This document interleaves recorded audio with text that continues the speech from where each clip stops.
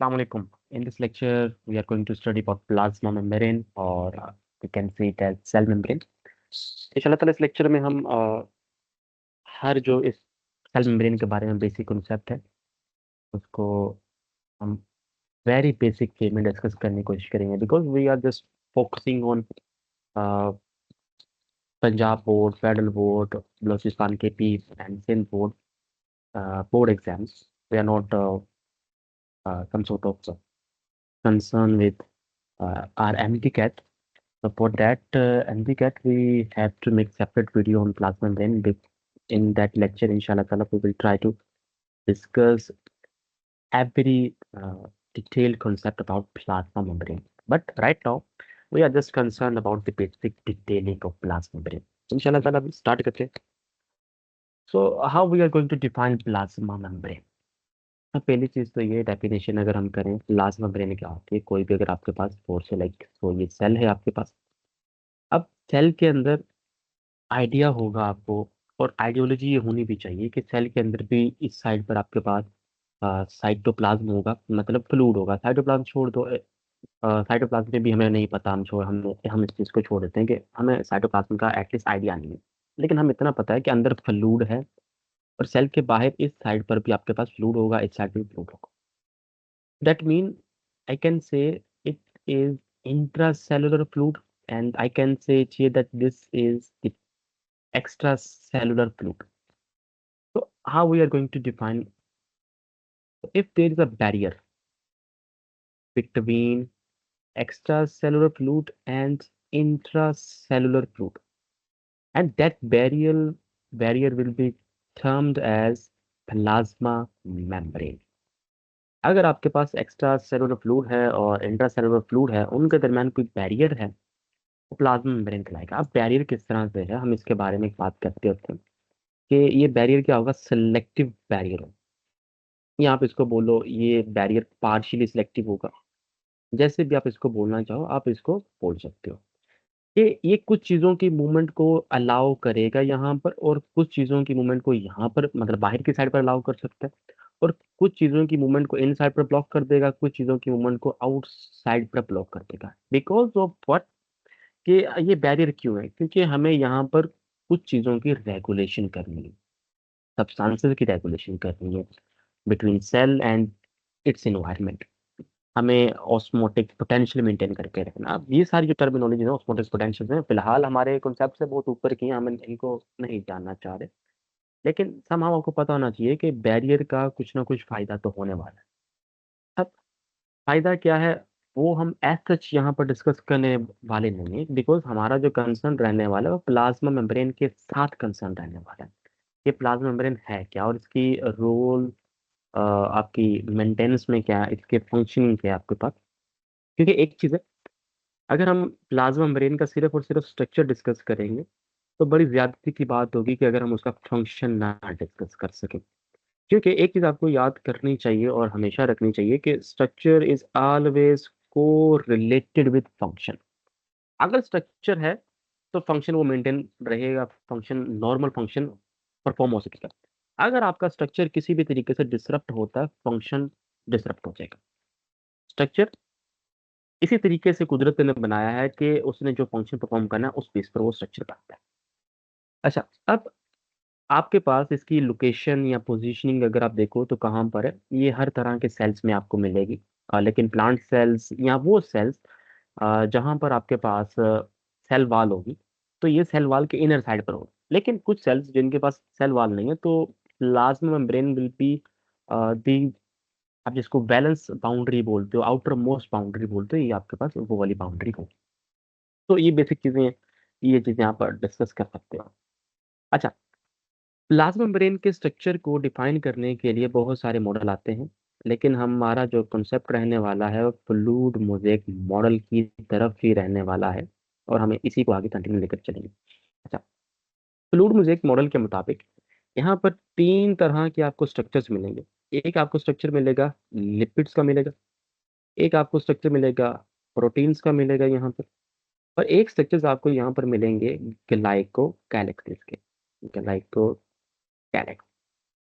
अच्छा, अब लिपिड्स के केस में फ्लूइड मोज़ेक मॉडल कहता है कि यहाँ पर क्या होगी, फोस्फोलिपिड बाइलेयर होगी। फोस्फोलिपिड बाइलेयर आपके पास यहाँ पर होगी। उस लिपिड बाइलेयर के दरमियान में एसिमेट्रिकली विदाउट एनी रेगुलर इंटरवल्स वहां पर प्रोटीन्स इम्पैक्ट हुई।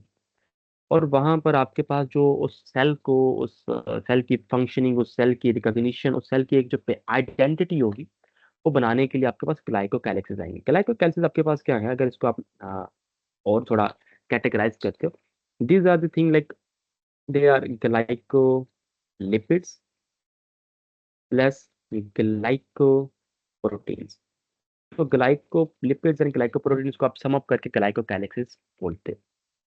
अच्छा, अब तो ये आपके पास तीन पार्ट्स हो गए, मतलब आपके पास फ्लूइड है, मतलब यहाँ पर मेम्ब्रेन के पास फ्लूइडिटी रहने वाली है। मोज़ेक है, मतलब some sort of irregular manner होगा, मतलब हर चीज लाजमी नहीं है रेगुलर इंटरवल्स पर जुड़ी हुई होनी चाहिए, लाजमी नहीं है, इरेगुलर हो सकती है, कोई मसला नहीं। ठीक है। और स्पेशलिटी इस मेम्ब्रेन की यही रहने वाली है कि यहाँ पर चीजें एसिमेट्रिकल होंगी, इरेगुलर। अब अगर हम एक पिक्चर ले आए और फिर हम उसको डिस्कस करते हैं प्लाज्मा मेम्ब्रेन को, कि ये आपके पास क्या है और क्या नहीं है, और हम आगे फर्दर मूव ऑन करते हैं कि लिपिड्स के अंदर आपके पास क्या क्या चीजें आती हैं और क्या क्या चीजें नहीं आती। Check it first then I come back.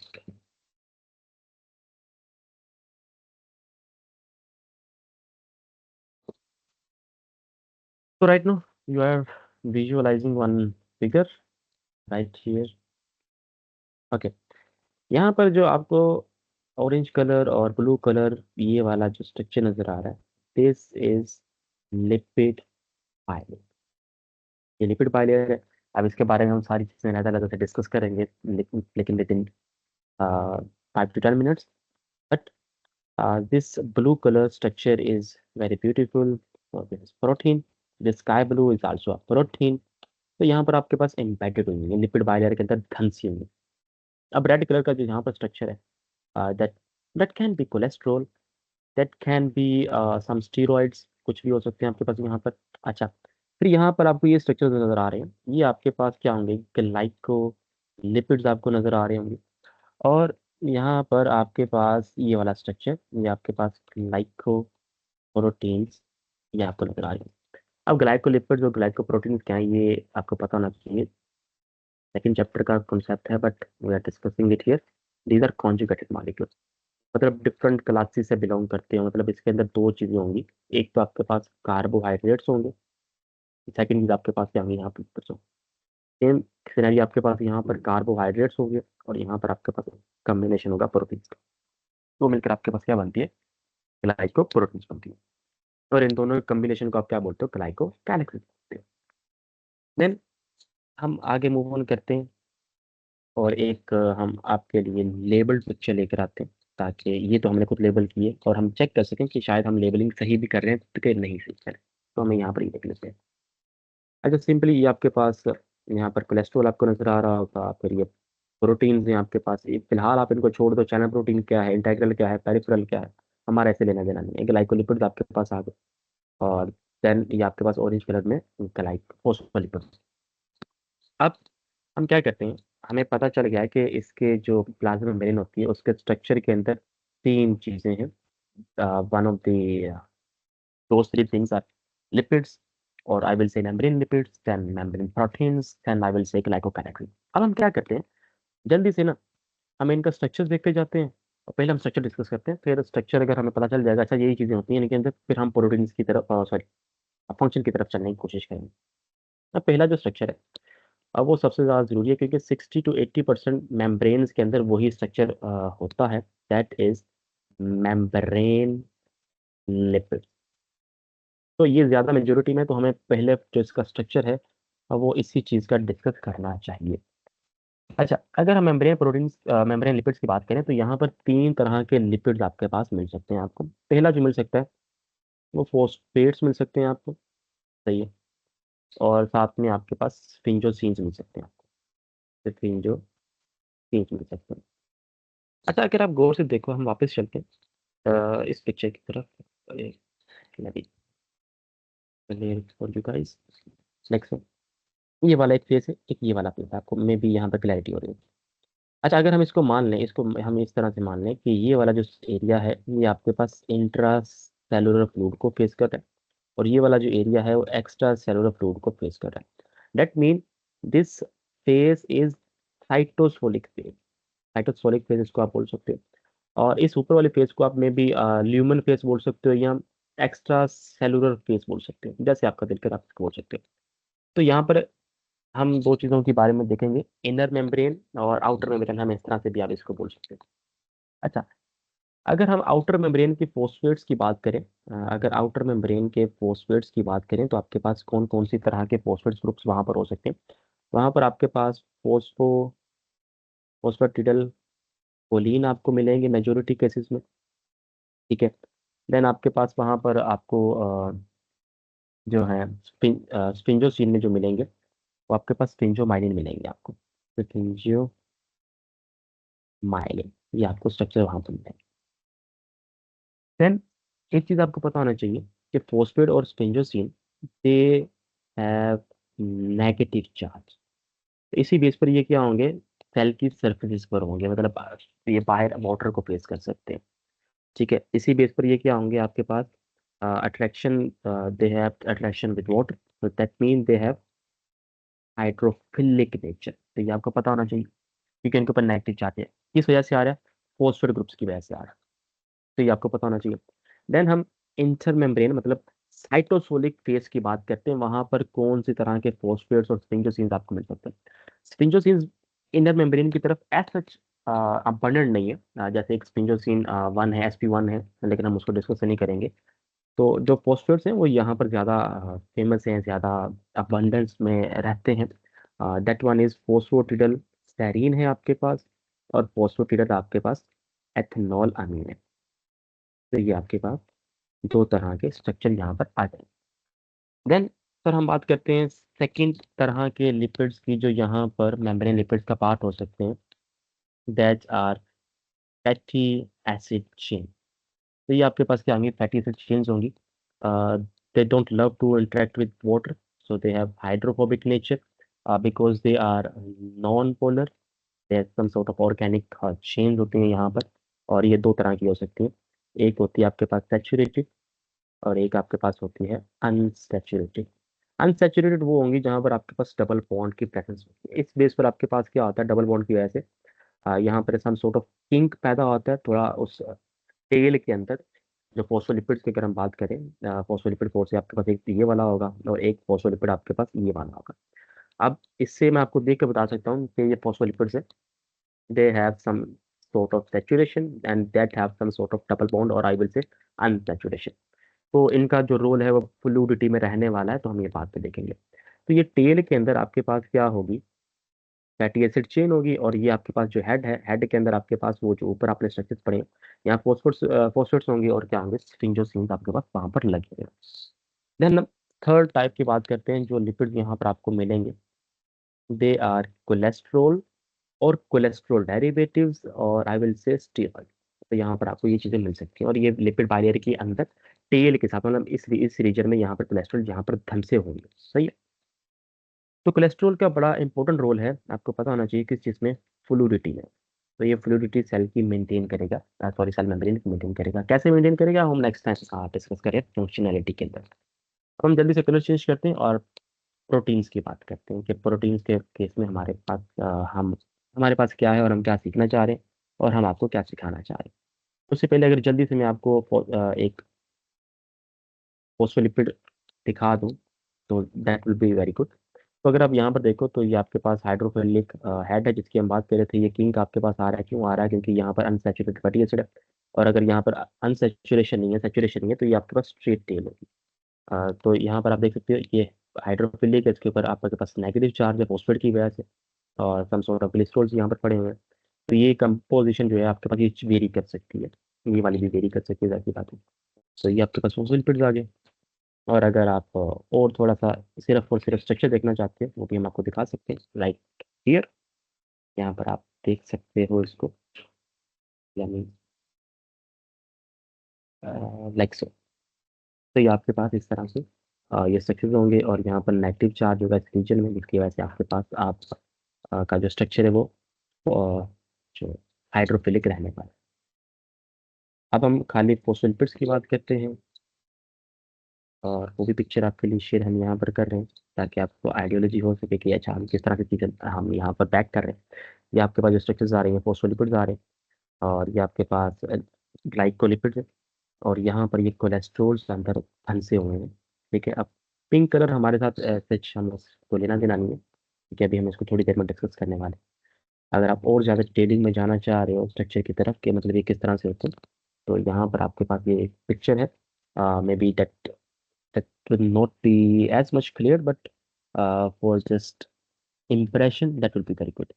तो यहाँ पर आपके पास स्पिंजोलिपिड्स हैं, स्पिंजोसिन की आपके टाइप्स हैं, स्पिंजोमाइलिन है, सेरेब्रो साइड ग्लाइकोलिपिड्स हैं, गैंग्लियोसाइड ग्लाइकोलिपिड्स हैं। तो ये इन दोनों का सच नॉर्मल प्लाज्मा मेम्ब्रेन में इतना इतना मतलब रोल नहीं है, स्पिंजोमाइलिन का ज़्यादा रोल है। ठीक है, यहाँ पर आपके पास ये कार्बोहाइड्रेट्स लगे हैं, देन आपके पास ये ऊपर आप ऊपर चलो, ये सारे सारे फोस्फेटिडल, एथनोलामीन, कॉलिन, सीरीन, इनिसिटोल, इन सब का भी रोल है। सेल सिग्नलिंग में भी है, डिफरेंट जगह पर है। तो ये आपके पास जस्ट फॉर आपके नॉलेज के लिए, उसके अलावा ऐसे आपने इनको याद नहीं करना, ना इनके साथ आपको को लेना चलना है।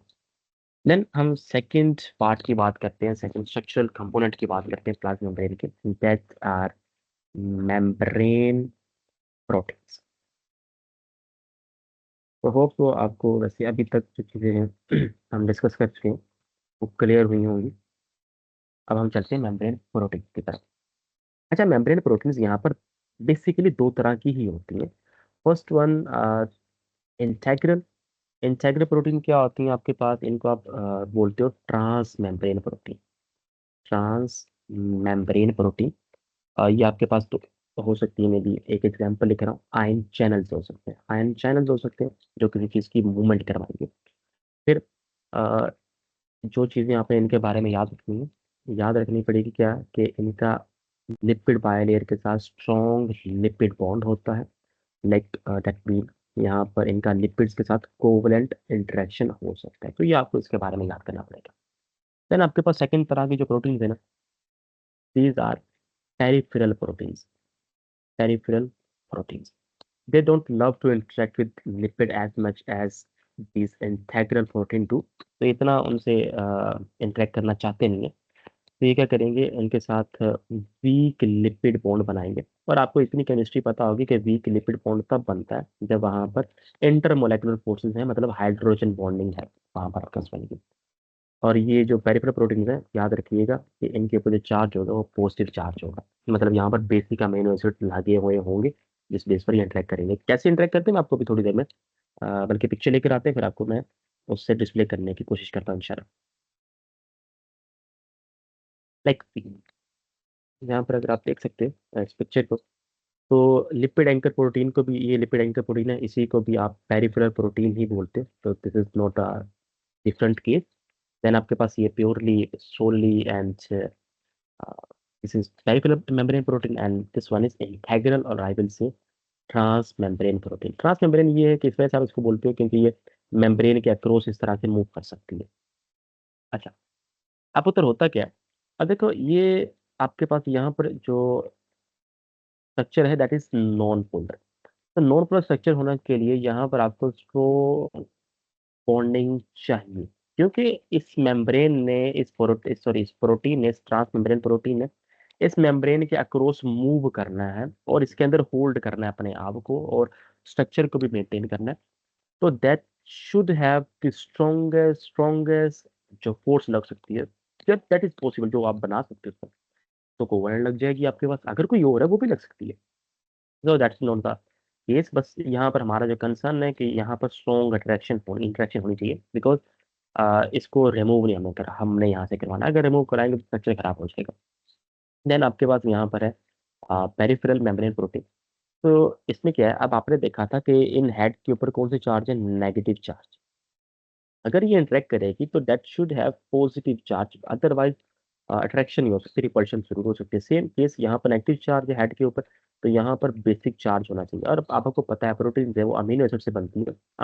अब जो अमीनो एसिड्स हैं, they are some sort of like different types के होते हैं, नॉन पोलर होते हैं, सम सॉर्ट ऑफ चार्ज रखते हैं, एसिडिक अमीनो एसिड्स होते हैं, बेसिक अमीनो एसिड्स होते हैं। तो यहाँ पर जो बेसिक चार्ज आएगा वो, सॉरी, पॉजिटिव चार्ज आएगा वो बेसिक अमीनो एसिड की वजह से आएगा। बेसिक अमीनो एसिड तीन है: हाई कैल्विन रिस्पॉन्स, मतलब हिस्टडीन, लाइसिन एंड आर्जिनिन। तो यहाँ पर मतलब वो इनकी ज्यादा प्रेफरेंस होगी। तो होप सो आपको जो हम हमारा जो प्रोटीन वाला कॉन्सेप्ट था वो भी थोड़ा क्लियर हुआ होगा। अब मैं ना आपको कोशिश करता हूँ कि ये ट्रांस मेम्ब्रेन किस तरीके से लूप बनाती है, किस तरीके से पूरी मेम्ब्रेन के अंदर फैली हुई होती है, वो आपको दिखाने की कोशिश करता हूँ। तो यहाँ पर कुछ आपके पास ज़्यादा डिटेलिंग आ गई होगी अगर आप थोड़ा सा फोकस करो। अब जो बाकी स्ट्रक्चर्स है ना, ग्लाइकोकैलिसिस वगैरह, आप उनके साथ कोई लेना देना नहीं, ठीक है, वो हम थोड़ी देर में बातें पढ़ रहे हैं।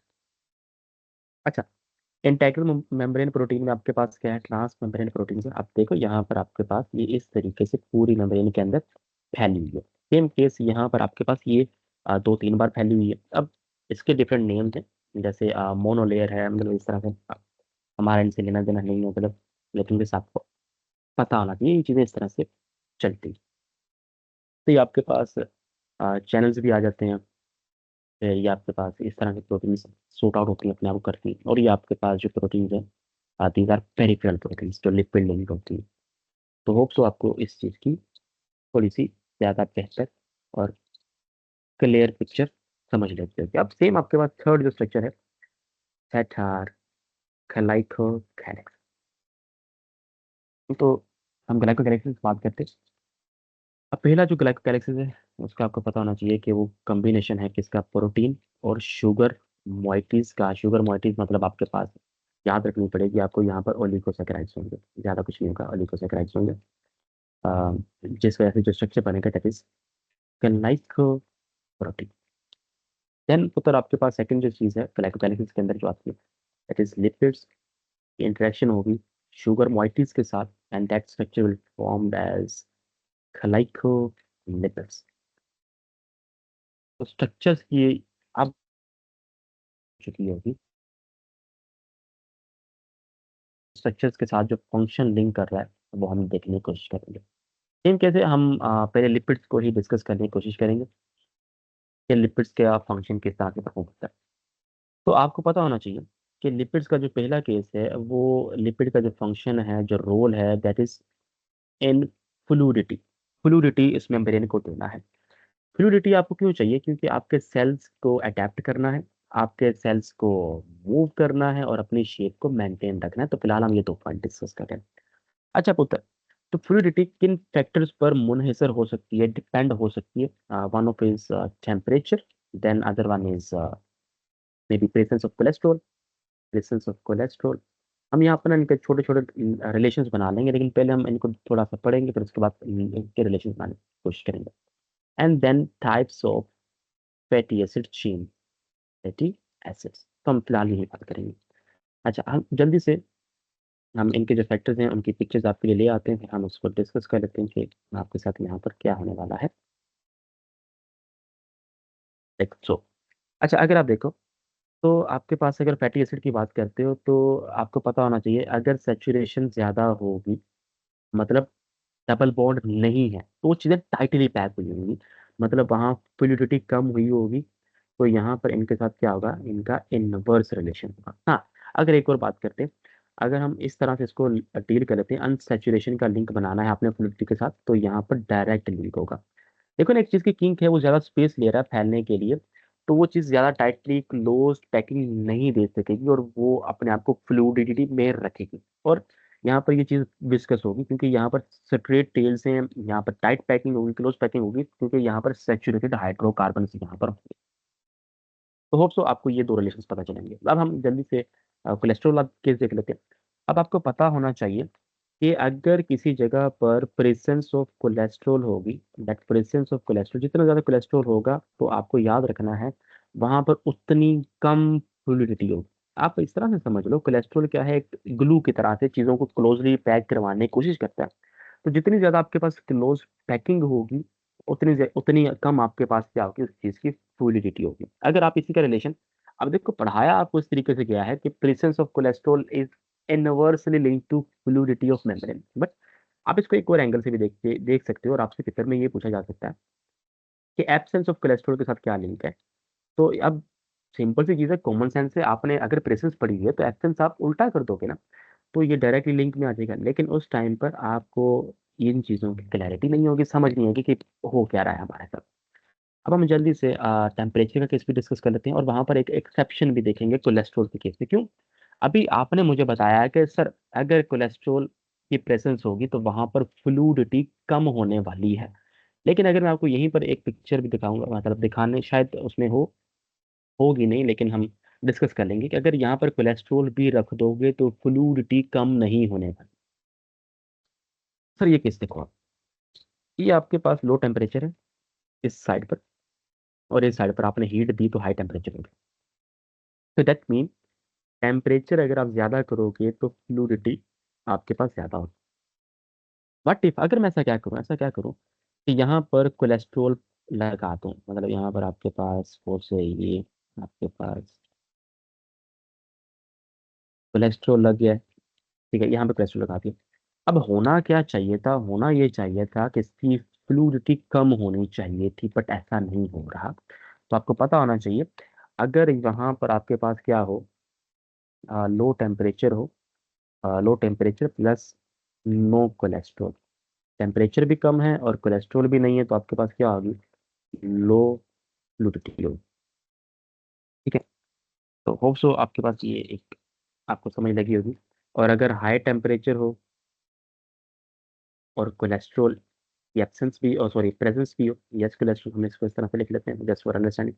तो यहाँ पर हाई फ्लूइडिटी रहने वाली है, दिस इज एक्सेप्शन। तो ये आपको पता होनी चाहिए इस लेवल तक। और ये चीज़ें आपको एमडी कैट में भी है हेल्प आउट करेगी आपकी बेटर अंडरस्टैंडिंग के लिए। अच्छा, सेकंड जो आपके पास लिपिड्स का रोल है, दैट इज उनकी मूवमेंट है। सेकंड उनके पास आपके पास क्या है? मूवमेंट। अब उत्तर आपको एक चीज़ पता होनी चाहिए, मूवमेंट को मैं क्या बोल सकता हूँ? ट्रांसपोर्ट बोल सकता हूँ। अब एक और चीज़ आपने याद करनी है, ट्रांसपोर्ट अक्रॉस दी मेम्ब्रेन भी हो सकती है और विद इन मेम्ब्रेन भी हो सकती है। ये दोनों चीज़ें आपने यहाँ पर देखनी है। अच्छा, अक्रॉस दी मेम्ब्रेन अगर आप चीज़ें चेक करते हो, मैं उसके लिए आपके लिए पहले एक पिक्टोरल रिप्रेजेंटेशन ले आऊँ, फिर हम उसको आगे मूव ऑन कराएंगे। ये जो पुत्र पिक्चर आ रही है, this is across the membrane transport, ये आपको पता होना चाहिए। अगर आप देखो, यहाँ पर सारी चीजें मूव कर सकती हैं जो कैसी हैं, सवाल है नॉन पोलर मॉलिक्यूल्स आपके पास। तो दैट मीन अगर मैं ऐसा बोलूँ, क्या बोलूँ कि एक और चीज भी आप ऐड कर लो यहाँ पर, अगर वो चीजें लिपिड सोलुबल भी हो वो भी यहाँ से मूव कर जाएंगी इजीली। मतलब मैं यहाँ पर एक केस बोल सकता हूँ, if you have molecule like dissolve, like अगर मॉलिक्यूल भी स्मॉल है, नॉन पोलर है और लिपिड सोलुबल है, तो लिपिड बायलेयर यहाँ पर आपके पास ये जो ग्रे कलर की नजर आ रही है, दिस इज लिपिड बायलेयर। तो सेम अगर ये भी स्मॉल ही है, नॉन पोलर ही है और लिपिड सोलुबल ही है ये खुद भी, तो यहाँ से मॉलिक्यूल पास आउट कर सकते हैं। एग्जाम्पल आपके पास यहाँ ऑक्सीजन है, कार्बन डाइऑक्साइड है, नाइट्रोजन है, स्टीरॉयड हार्मोन है, जैसे टेस्टोस्टेरोन आपके पास एग्जाम्पल है, और मे बी एड्रीनालिन भी है, स्टीरॉयड हार्मोन भी है, एस्ट्रोजन हैं, प्रोजेस्टेरोन है, तो ये डायरेक्टली पास आउट कर सकते हैं। लेकिन अगर समाल और थोड़े बहुत अनचार्ज पोलर मॉलिक्यूल्स आ रहे हैं, जैसे वाटर है, एथेनॉल है, ग्लिसरॉल्स है, तो ये कुछ हद तक अलाउ करेंगे, लेकिन ज्यादा हद तक ये आपके पास जाने नहीं देंगे। मतलब यहाँ पर सिलेक्टिव परमिबिलिटी होने वाली है। देन पुत्र अगर आपके पास लार्जर मॉलिक्यूल्स हैं, अनचार्ज मॉलिक्यूल्स हैं, लाइक अमीनो एसिड्स आपके पास आ जाएंगे, ग्लूकोज आ जाएंगे, न्यूक्लियोसाइड्स आ जाएंगे, तो यहाँ पर ट्रैवलिंग बहुत कम हो जाएगी। देन अगर आप आयंस की बात करते हो, तो चार्ज स्पीशी है, तो ये चार्ज स्पीशी किसी भी सूरत में मूव नहीं कर सकती अक्रॉस दी लिपिड बाइलियर। देन पुत्र हम बात करते हैं जो मूवमेंट है with in membrane, with in membrane की बात करते हैं। अगर मैं आपको क्या बताऊं कि that thing will be very interesting for you. अगर आपको हम ये बताएं कि लिपिड बायलेयर की जो लिपिड बायलेयर्स हैं, जो लिपिड्स हैं, फॉस्फोलिपिड्स हैं, वो आपस में भी मेम्ब्रेन के अंदर मूव कर सकते हैं। लाइक अगर आपको मैं समझाना चाहूँ इस तरीके से, ये लिपिड बायलेयर, ये फॉस्फोलिपिड यहाँ पर आ सकता है, और मे बी ये वाला इधर जा सकता है। ऐसे भी हो सकता है, मे बी ये वाला लिपिड जो फॉस्फोलिपिड है ये यहाँ पर आ जाए, और ये वाला जो है वो इसके रिटर्न इसकी प्लेस पर आ जाए, ऐसा भी पॉसिबल है। और इनकी आपस में रोटेशन चलती रहती है, फ्लेक्शन आपके पास यहाँ पर होती है। तो this is some sort of, अगर आपके पास फेस चेंज नहीं हो रहा, मतलब अगर आपके पास ये लिपिड यहाँ से उठकर यहाँ पर आया है और ये वाला यहाँ से यहाँ आया, this is termed as lateral diffusion. अच्छा, यहाँ एक और चीज़ आपने याद रखनी है, यहाँ पर भी आपके पास क्या है, सिंपल डिफ्यूजन हुई है, ज़्यादा कुछ नहीं लिखा, सिंपल डिफ्यूजन हुई है। मतलब यहाँ पर एटीपी नहीं चाहिए, एनर्जी के बगैर ये लिपिड बाइलेयर का क्रॉस मूवमेंट हो रही है। अगर बेटा ये इस तरह से चीज़ें हो रही हैं कि यहाँ से यहाँ पर और ये यहाँ से यहाँ पर, मतलब फ्लिप फ्लॉप मूवमेंट हो रही है, तो ये आपके पास जो डिफ्यूजन कहलाएगी दैट इज ट्रांसवर्स डिफ्यूजन कहलाएगी आपके पास। अब ट्रांसवर्स डिफ्यूजन दो तरह की हो सकती है, एक फ्लिपिंग हो सकती है, दूसरी फ्लॉपिंग हो सकती है। अगर आप इनर से बाहर जा रहे हो दिस इज फ्लॉपिंग, और ये जो एंजाइम इसको कंट्रोल करेगा that is enzyme is called flippase. और अगर आप बाहर से इनर साइड पर आ रहे हो दिस इज फ्लिपिंग, एंड जो इसको एंजाइम को रेगुलेट करेगा दैट इज फ्लिपेज। तो इस बेस पर आपकी बुक में एक लाइन लिखी हुई है जो आपको याद भी करनी है कि यहाँ पर जो लिपिड बायलेयर होती है, जो प्लाज्मा मेम्ब्रेन होती है, उसके दोनों हाफ्स, मतलब एक साइड और दूसरी साइड, एक साइड जो साइटोसोल को फेस कर रही है, सेकंड साइड जो आपके पास बाहर एनवायरनमेंट को फेस कर रही है, बोथ आर एसिमेट्रिकल। आपको ये पता होना चाहिए। तो हम नेक्स्ट टाइम बात कर रहे हैं आपके पास सेकंड फंक्शनैलिटी जो आपके पास काफी लेंथी चलने वाली है, दैट इज मेम्ब्रेन प्रोटीन्स के बेस पर। मेम्ब्रेन प्रोटीन की वजह से जो फंक्शनैलिटी आने वाली है, हम इसको इतना लेंथी बनाने की कोशिश नहीं करेंगे अब कल तो। हम जस्ट इसको एक ही जगह पर समराइज कर लेते हैं। तो आपके पास मेम्ब्रेन प्रोटीन आपके पास क्या है। अच्छा पुत्र, मेम्ब्रेन प्रोटीन आपके पास ट्रांसपोर्ट प्रोटीन के तौर पर भी काम कर सकती है। ट्रांसपोर्ट आपके पास चैनल्स भी हो सकते हैं, जैसे आप ये देखते जाइएगा, ज़्यादा इसको आपने डिटेल में नहीं जाना। कैरियर्स भी हो सकते हैं आपके पास, सही है। चैनल से वो चीज़ पास करेगी जो चार्ज होगी। ये शॉर्ट शॉर्ट पॉइंट आपके पास, आपको आपके एमडी कैट में भी आपको रेगुलेट करेंगे, और आपको काफ़ी चीज़ें मदद देने वाली हैं। कैरियर्स के तौर पर कोई चीज़ प्रोटीन आपने ट्रांसफर करवानी है, लाइक इंसुलिन लेकर जानी है आपने, लाइक आपने ग्रोथ हार्मोन लेकर जाना है, तो वो जो बाइंड करेगा, जो अगर मेम्ब्रेन के अंदर जाएगा तो वो कैरियर्स की वजह से जाएगा। कैसे मूवमेंट होती है वो हम देखेंगे, लेकिन राइट नाउ हमारा ये हेडेक है ही।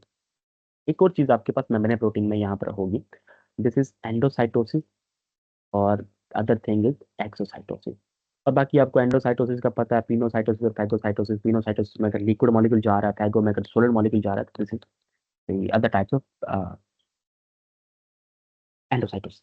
और एक और चीज़ आपको याद रखनी है, मैं यहाँ देर में नहीं चाहूँगा, एंडोसाइटोसिस और एक्सोसाइटोसिस दोनों की वजह से भी आपके पास फ्लूइडिटी मेंटेन होती है, रेगुलेट होती है। So, देखो अगर आपको याद हो एंडोसाइटोसिस के केस में क्या होगा, पूरे सेल है, तो एंडोसाइटोसिस के केस में क्या होगा कि ये जो नापोर से ये मॉलिक्यूल आ रहा है, अब इसके पास मेम्ब्रेन चढ़ी हुई होगी, मतलब ये पैक हुआ होगा, तो यहाँ पर क्या होगा, ये इस तरीके से अंदर फोल्ड होगा, और लाइक सो यहाँ पर मॉलिक्यूल्स आ जाएंगे। तो ये बाहर से आने वाली लिपिड जो मेम्ब्रेन है, इसके पास भी लिपिड्स हो सकते हैं, डिफरेंट टाइप्स के हो सकते हैं, तो फ्लूइडिटी मेंटेन यहाँ से की जा सकती है। देन अगर बाहर मतलब फोर से मुझे कुछ इस तरह के लिपिड्स वहाँ से, फोस्फोलिपिड्स वहाँ से निकलवाने हैं जो मेरी फ्लूइडिटी को ज़्यादा कर रहे थे, अब मुझे थोड़ी कम करनी है। तो अब मुझे फोर से यहाँ से कोई प्रोटीन बनी है, इंसुलिन बनी है, अब इंसुलिन को बाहर फोर से निकलवाना है, तो मैं उसकी पैकिंग करूंगा ना गोल्जी बॉडी के थ्रू। अब जब पैकिंग करूंगा तो यहाँ से मुझे एक्सोसाइटोसिस करवानी पड़ेगी, तो इस तरीके से ब्लब्स लगे बाहर निकलेंगी, बडिंग्स होगी, उस बर्ड में मैं वो लिपिड्स निकलवाऊंगा जो, मतलब मेम्ब्रेन वो निकलवाएगी जो मुझे निकालने थे, जिसकी वजह से मेरी फ्लूइडिटी कम हो सके। तो जिस तरह के आपके पास क्या होती है, थोड़ी रेगुलेशन। देन आपके पास रिसेप्टर के तौर पर भी काम करता है। रिसेप्टर्स पुत्र कहाँ पर आप पढ़ते हो, सेल सिग्नलिंग के अंदर पढ़ते हो।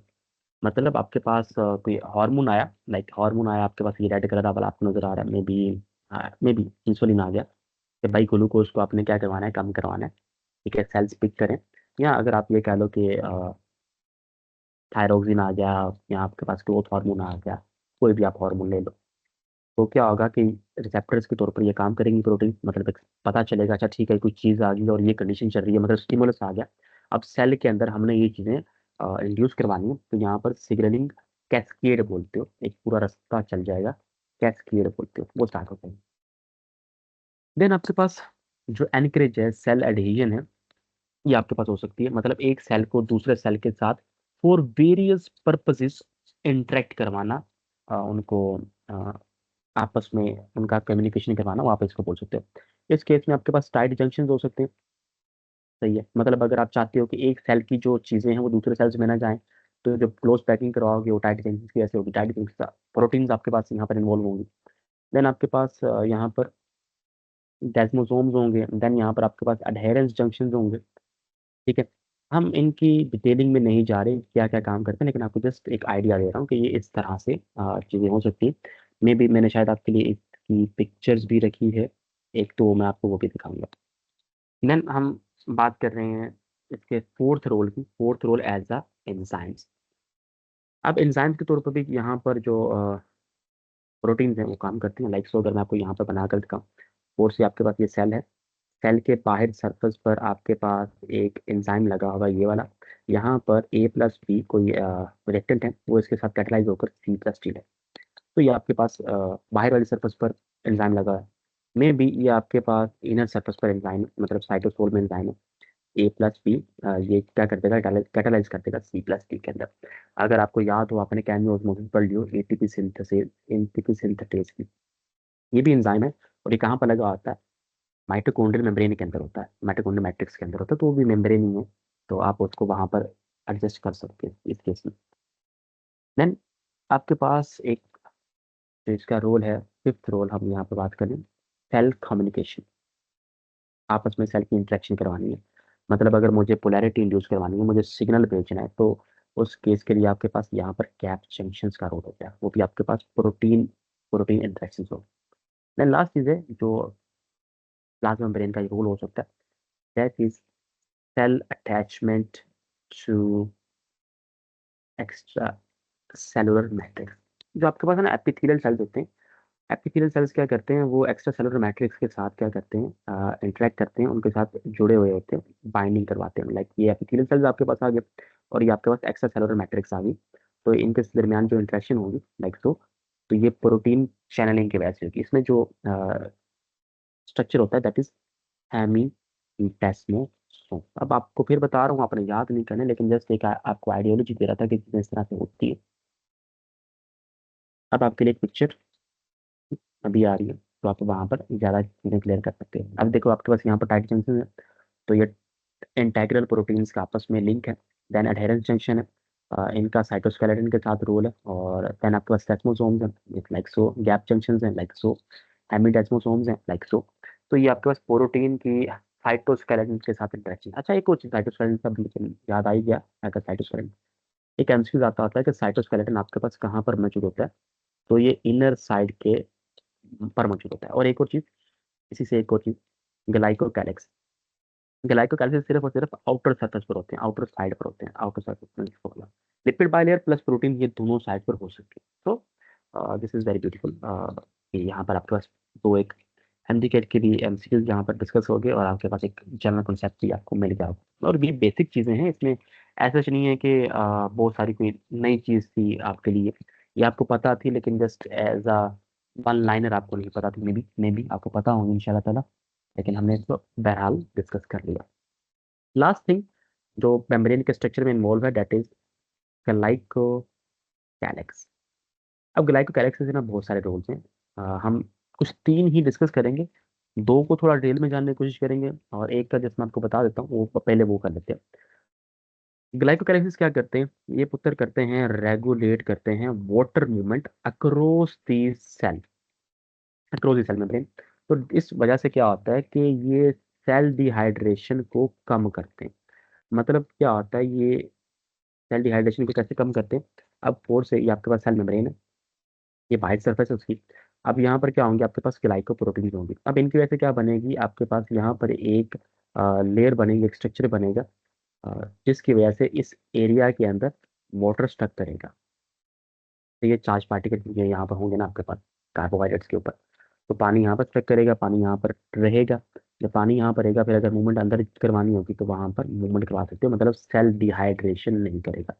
अब जैसे अगर आपको याद हो, यहाँ पर आप एक प्रैक्टिकल इम्प्लीकेशन भी लगा सकते हैं, लाइक बैक्टीरियल केसेस में।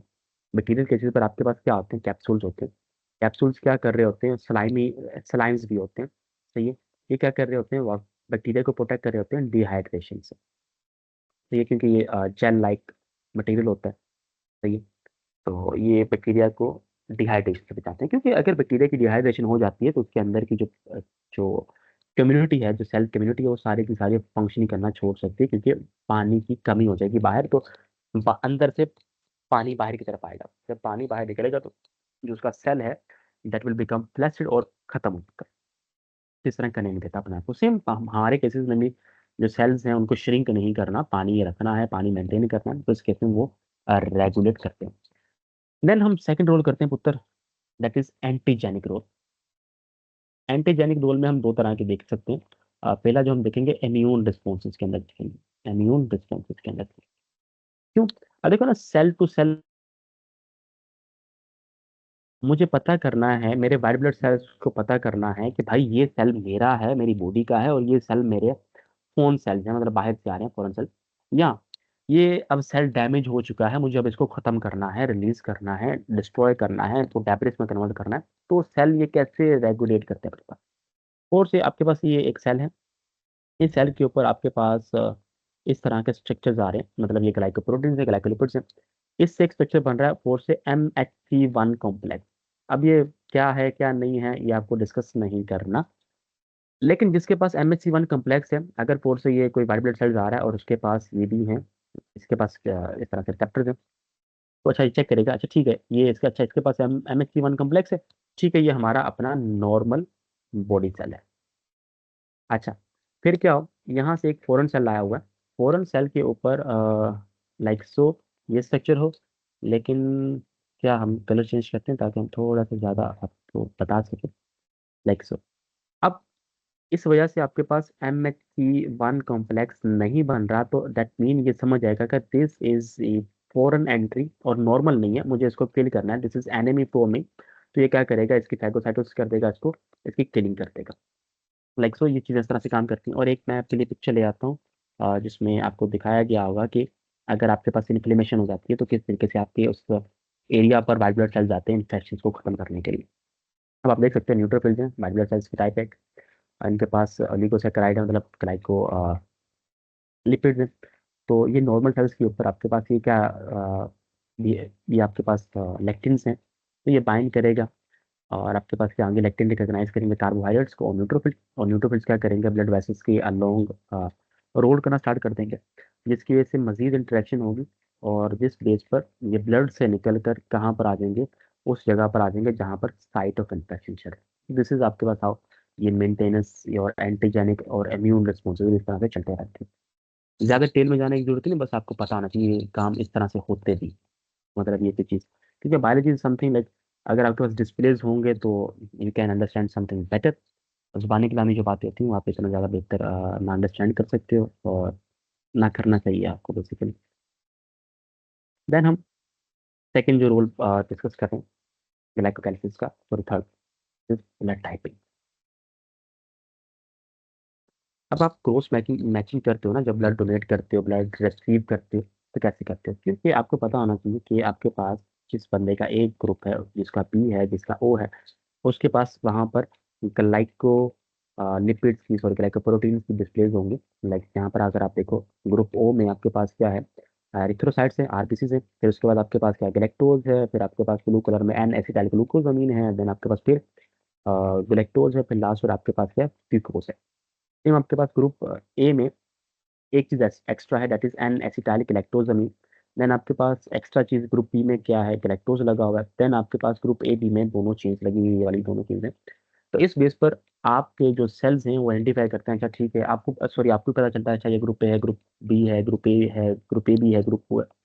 अब क्या होता है, अगर आपने डोनेशन करनी है, तो जब आप डोनेशन करोगे, मतलब फोर से आप डोनर जो है वो ग्रुप ए वाला है, और जो आपके पास रेसिपिएंट है वो ग्रुप बी वाला है। अगर आप इसको ब्लड लगा देते हो, तो क्या होगा कि इस वाले के लिए इसको क्या चाहिए, इसको एग्जैक्टली ऐसा कॉम्प्लेक्स चाहिए, तो इसके सेल, जिसके बाद भी सेल इसको सिर्फ इसी को रिकॉग्नाइज कर सकते हैं। और ग्रुप बी वाले के सेल्स के लिए ग्रुप ए वाला, ये वाला जो सिनेरियो, ये समथिंग न्यू, न्यू को वो 100% बात है एनिमेशन का, अपनी बॉडी से रिप्रेजेंट करने का। क्या होगा, इसके अगेंस्ट एंटीबॉडीज आएंगी, एंटीबॉडीज आएंगी, तो यहाँ पर इसकी क्या हो जाएगी, इस ब्लड की एग्लूटिनेशन हो जाएगी। एग्लूटिनेशन का मतलब वहां पर आप ये कह लो कि ब्लड क्लॉटिंग हो जाएगी और डेथ भी काफ हो सकती है। तो मतलब इस तरह से आपके पास ये सिस्टम चलता है। तो होप सो आज के इस लेक्चर में आपको समझ लगी होगी, हमने काफी सुकून के साथ, तसल्ली के साथ ये लेक्चर, बेसिक लेक्चर था, हम ज़्यादा डिटेल में गए नहीं हैं अभी। और हमने इसको जितना आसान हो सकता था अपने लिए करना, वो आपको समझाया, आसान करने की कोशिश की, आसानी पैदा करने की भी कोशिश की। और फिर भी आपको कोई किसी चीज़ की समझ ना लगी हो, किसी कॉन्सेप्ट की समझ ना लगी हो, then you can ask in comment section. और अगर आपको वाकई में हकीकतन ये वीडियो अच्छी लगी हो, देन काइंडली लाइक दिस। और अगर वाकई और ज़्यादा अच्छी लगी हो, देन शेयर दिस। और अगर और भी ज़्यादा अच्छी लगी हो, देन यू कैन सब्सक्राइब। इंशाल्लाह ताला नेक्स्ट लेक्चर में हम समथिंग, कोई और टॉपिक डिस्कस करने की कोशिश करेंगे इंशाल्लाह ताला। तब तक के लिए आपको अल्लाह हाफिज़ एंड बेस्ट विशेस।